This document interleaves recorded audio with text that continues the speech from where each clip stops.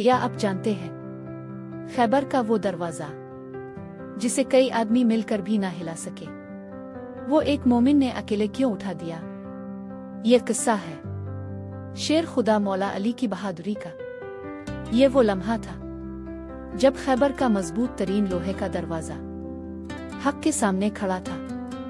मौला अली अकेले मजबूत कदमों के साथ दरवाजे के सामने खड़े थे, हाथ में जुल्फ़िकार, चेहरा नूर में छुपा हुआ और दिल में सिर्फ एक यकीन, अल्लाह पर मुकम्मल भरोसा। ये ताकत बाजुओं की नहीं थी, ये ताकत ईमान की थी, ये ताकत हक की थी। जब मौला अली आगे बढ़े तो दुश्मनों के दिल दहल गए और खैबर का गुरूर टूट गया।